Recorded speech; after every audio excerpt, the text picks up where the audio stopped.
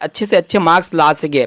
तो चलिए फ्रेंड्स, मैं आपको बता देते हैं हमारा जो पहला नंबर प्रश्न है कि निम्न में से कौन सा पदार्थ लेंस के लिए प्रयुक्त नहीं किया जा सकता है। ठीक है, तो इसमें आपको 4 ऑप्शंस देखने को मिल रहे। कौन सा पदार्थ को आपको बताना है कि जिसके लिए लेंस का उपयोग नहीं कर सकते हैं।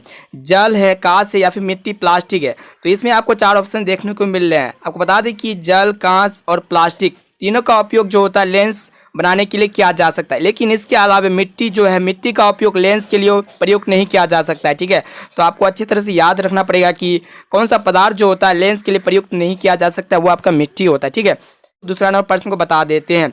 तो आइए, दूसरा नंबर प्रश्न है कि निर्गत किरण और अभिलंब के बीच के कोण को कहते हैं। ये भी प्रश्न आपके एग्जाम्स में बहुत ही इंपॉर्टेंट और बहुत बार पूछे भी गए हैं। ठीक है, तो निर्गत किरण और अभिलंब के बीच के कोण को क्या कहते हैं। तो निर्गत कोण कहते हैं या फिर आपतन कोण या फिर परावर्तन कोण या फिर इनमें से कोई नहीं। तो आपको बता दें कि निर्गत कोण किरण और अभिलंब के बीच जो कोण बनता है उसको हम कहते हैं निर्गत किरण और अभिलंब के बीच के कोण को क्या कहते हैं, निर्गत कोण कहते हैं। इसका राइट आंसर हो जाएगा ऑप्शन नंबर सी।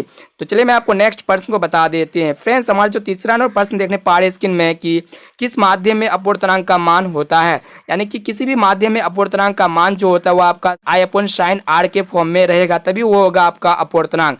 आपको बता दें कि किसी भी मीडियम में अगर अपवर्तनांक का मान रहता है तो sin I/sin r होता है।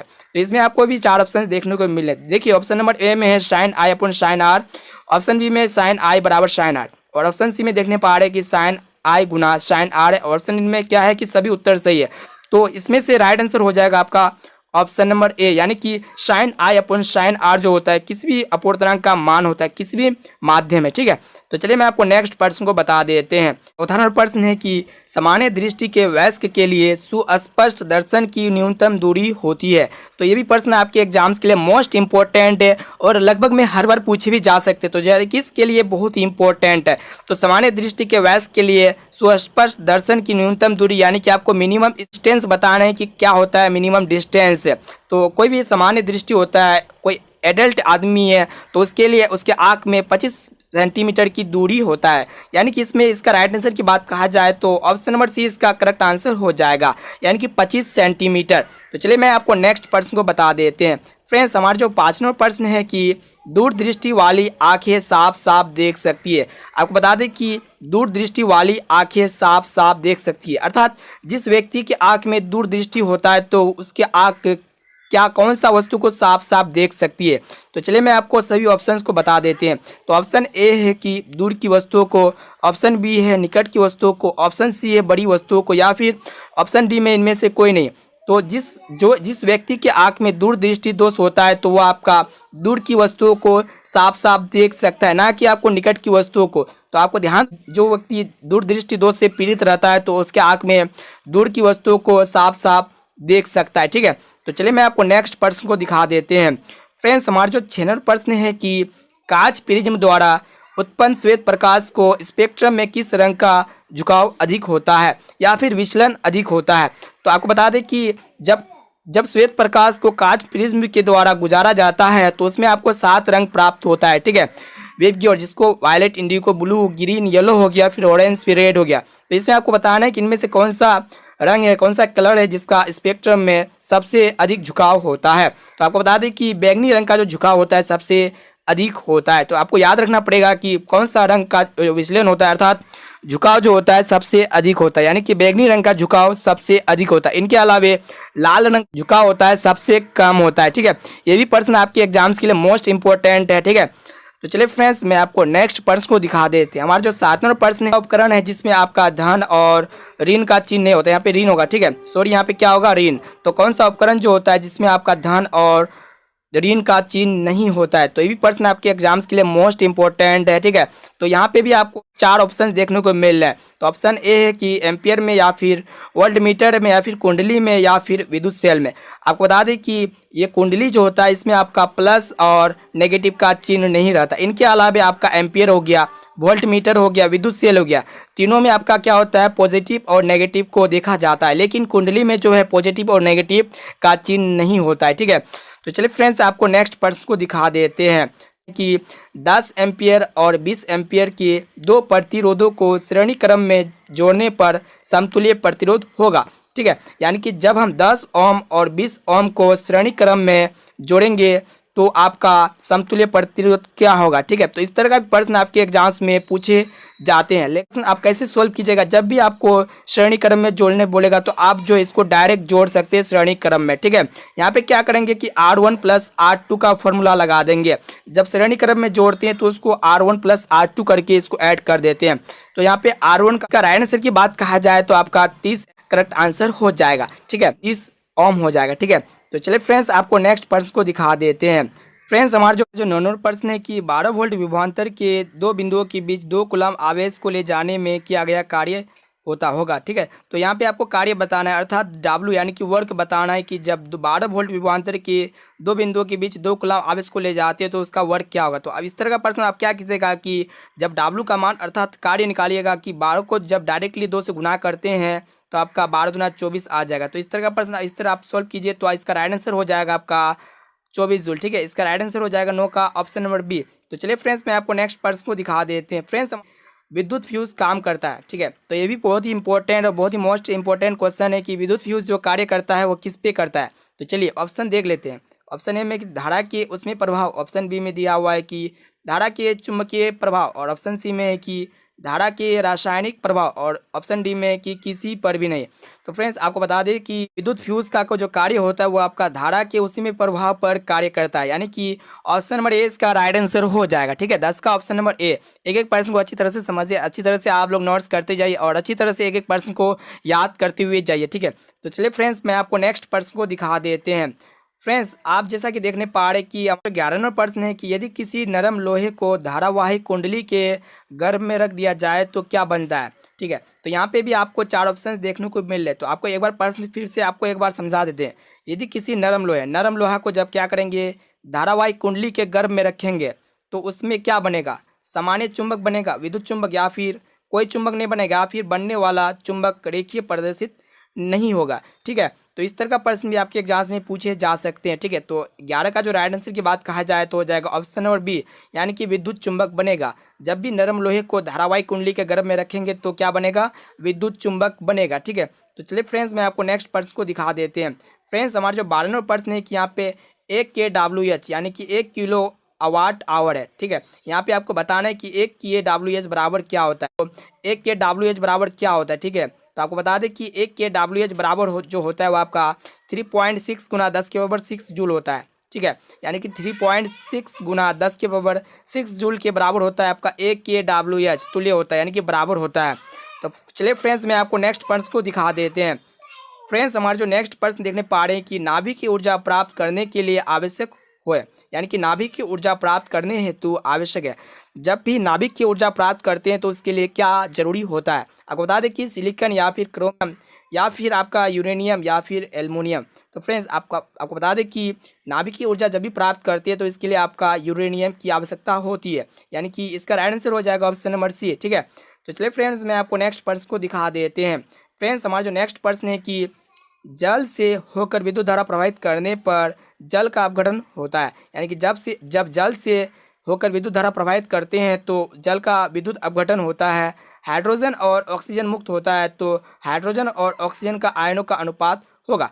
तो ये भी प्रश्न आपके एग्जाम्स के लिए मोस्ट इंपॉर्टेंट है। तो उसका रेशियो आपको बताना है कि जब जल से होकर विद्युत धारा प्रवाहित करते हैं तो जल का अपघटन होता है, लेकिन हाइड्रोजन और ऑक्सीजन मुक्त होता है। तो आपको बता दें कि हाइड्रोजन और ऑक्सीजन का आयनों का अनुपात क्या होता है। ठीक है, तो किस कौन सा रेशियो के अनुपात में रहता है आयन। तो आपको बता दें कि 2:1 के अनुपात में आपका रहेगा। तो यहाँ पे देखने पा रहे कि जल यानी कि H2 है, तो यहाँ पे हाइड्रोजन का 2 अनुपात हो गया और ऑक्सीजन का आपका हो गया 1:, यानी कि 2:1 के अनुपात में रहता है। ठीक है, तो इसका राइट आंसर हो जाएगा ऑप्शन नंबर सी। ठीक है फ्रेंड्स मैं आपको नेक्स्ट प्रश्न को दिखा देते हैं। फ्रेंड्स हमारे जो 15 नंबर प्रश्न है कि भोजन का पचना तथा पकाना किस प्रकार की अभिक्रिया है। तो ये भी प्रश्न आपके एग्जाम्स के लिए मोस्ट इंपॉर्टेंट है। जब भोजन का पचना होता है तथा पकाना होता है तो किस प्रकार की अभिक्रिया के द्वारा होता है। तो चलिए मैं आपको 4 ऑप्शन देखने को मिल रहे हैं। ऑप्शन ए में था अपचयन अभिक्रिया, ऑप्शन बी में ऊष्माक्षेपी अभिक्रिया, फिर उपचयन अभिक्रिया, फिर विघटन अभिक्रिया। जब भोजन का पचना यानी कि जब भोजन पचता है तो वो किस रिएक्शन को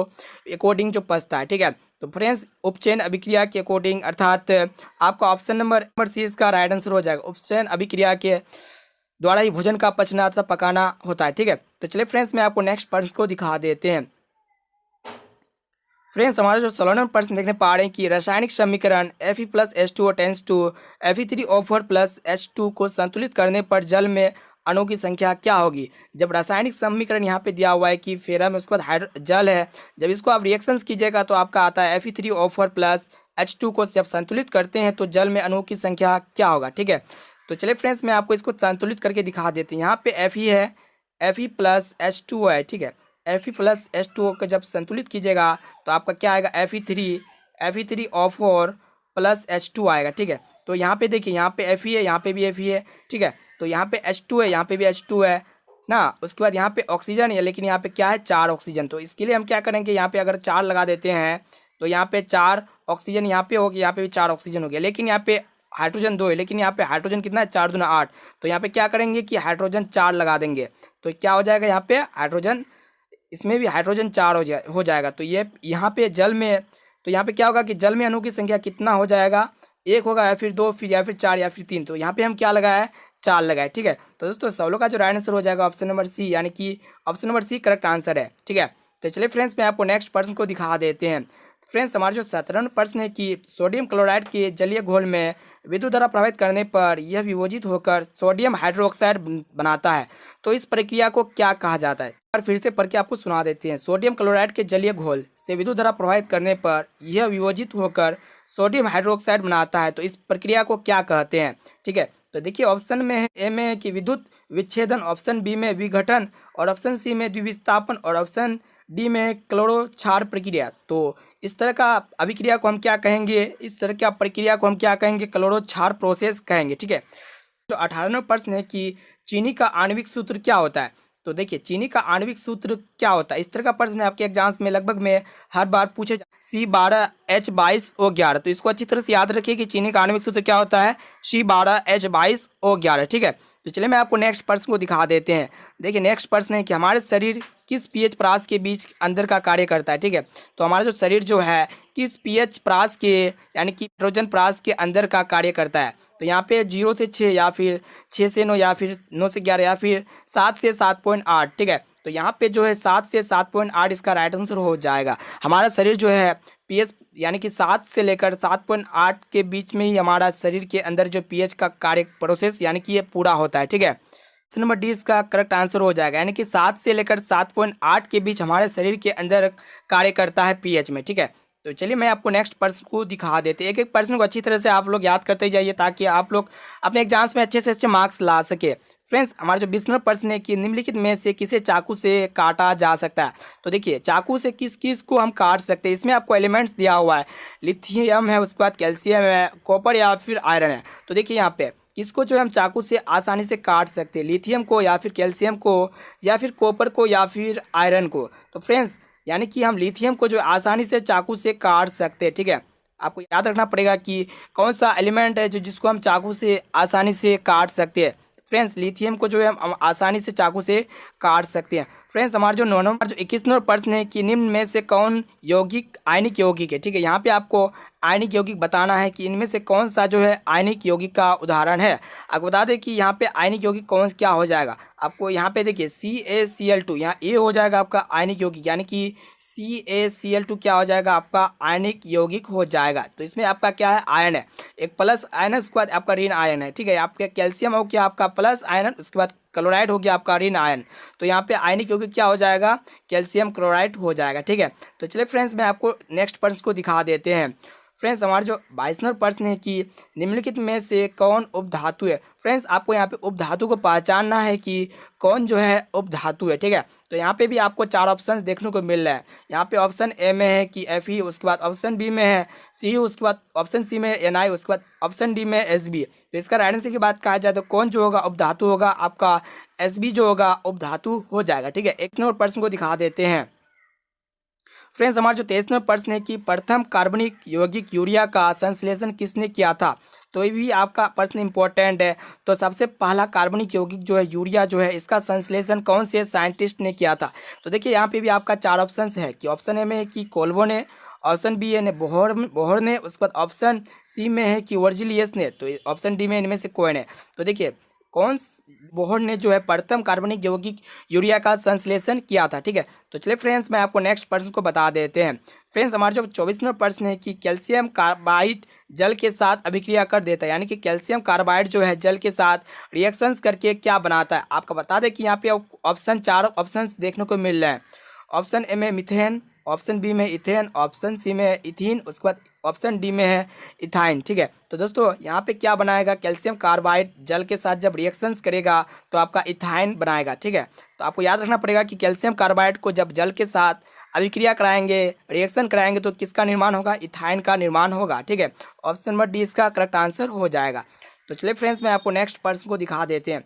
फ्रेंड्स हमारा जो 25वां प्रश्न है कि निम्नलिखित में कौन समावयवी है। ठीक है, इस तरह का प्रश्न आपके एग्जाम से पूछ लिए जाते हैं। तो इस तरह का प्रश्न का इसका राइट आंसर की बात कहा जाए, इसमें आपको क्या पहचानना पड़ेगा कि सबसे पहले समावयवी इसमें आपको पहचानना पड़ेगा। ठीक है, तो समावयवी इसमें आपको क्या हो जाएगा, C2H5OH, उसके बाद हो जाएगा आपका CH3OCH3। तो यहाँ पे समावयवी कौन हो जाएगा, C2H5OH और CH3OCH3। ठीक है, तो इसका राइट आंसर की बात कहा जाए ऑप्शन नंबर सी इसका करेक्ट आंसर हो जाएगा।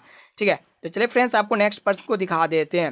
फ्रेंड्स हमारे जो 26वां प्रश्न है कि वर्ग फर्स्ट के तत्व को क्या कहलाते हैं, यानी कि वर्ग जिसको हम पहला कहते हैं, वर्ग 1 के तत्व को क्या कहलाते हैं। ऑप्शन ए में है कि संक्रमण तत्व, ऑप्शन बी में क्षार धातु है, ऑप्शन सी में है कि क्षारीय मृदा धातु है, उसके बाद ऑप्शन डी में लेथनाइड्स। तो फ्रेंड्स वर्ग फर्स्ट के तत्व को क्या कहते हैं, तो वर्ग फर्स्ट के तत्व को हम कहते हैं क्षार धातुएं।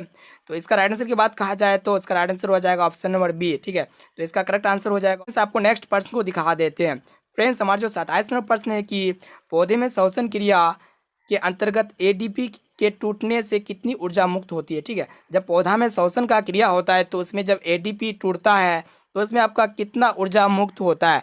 ठीक है, देखने पा रहे हैं कि 30.5 किलो जूल प्रति मूल, यानी कि जो है इसमें ऊर्जा मुक्त होता है, यानी कि ऊर्जा निकलता है। जब पौधे में श्वसन क्रिया होता है तो उसमें एडीपी जो टूटता है उसमें कितना किलो जूल प्रति मूल ऊर्जा उत्सर्जित होता है, यानी कि निकलता है, तो 30.5 किलो जूल प्रति मोल। ठीक है, तो इस तरह का प्रश्न भी आपके एग्जाम्स में लगभग में हर बार पूछे जाते हैं। तो चलिए फ्रेंड्स मैं आपको नेक्स्ट प्रश्न को दिखा देते हैं। फ्रेंड्स हमारा जो 28वां प्रश्न है कि पादप में जाइलम उत्तरदायी है। तो ये भी प्रश्न आपके एग्जाम्स में मोस्ट इंपॉर्टेंट है। तो पादप में जाइलम उत्तरदायी होता है किसके लिए, जल का वहन के लिए या फिर पौधे का भोजन का वहन के लिए, या फिर ऑप्शन सी में कि एमिनो अम्ल का वहन के लिए, या फिर ऑप्शन डी में देखने पा रहे कि ऑक्सीजन का वहन के लिए। तो होता है वो आपका जल का वहन के लिए होता है, यानी कि ऑप्शन ए में इसका राइट आंसर हो जाएगा। जब पादप में जाइलम उत्तरदायी किसके लिए होता है, जल का वहन के लिए होता है। ठीक है, तो चलिए फ्रेंड्स मैं आपको नेक्स्ट प्रश्न को दिखा देते हैं। फ्रेंड्स हमारा जो 29वां प्रश्न है कि खुला परिसंचरण तंत्र किसमें पाया जाता है। ठीक है, तो ये भी प्रश्न आपके एग्जाम्स के लिए बहुत इंपॉर्टेंट है।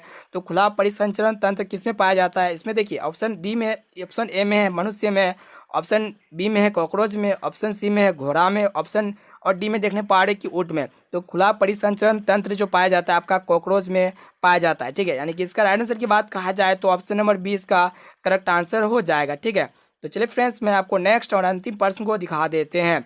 तो यहाँ पे प्रतिवर्त क्रिया क्या होता है, लार आना या फिर रक्तदान या फिर हृदय गति या फिर सभी। तो आपको बता दें कि प्रतिवर्त जो क्रिया होता है वो आपका लार का आना होता है। रक्तदान जब ब्लड को डोनेट करते हैं तो वहाँ पे भी प्रतिवर्त क्रिया आता है। जब हृदय गति करता है तो इसमें भी आपका क्या होता है, प्रतिवर्त क्रिया होता है। तो इसका राइट आंसर की बात कहा जाए तो ऑप्शन नंबर डी इसका करेक्ट आंसर हो जाएगा, यानी कि सभी। इस वीडियो को अभी तक आप शेयर नहीं किए तो प्लीज़ एक बार ज़रूर शेयर कीजिएगा अपने फ्रेंड्स में, और इस वीडियो को अपने दोस्तों तक ज़रूर शेयर कीजिए, और वीडियो को लाइक नहीं किए तो प्लीज़ वीडियो को लाइक कर दीजिए। ठीक है, तो दोस्तों आज के लिए इतना ही। Thanks for watching this video.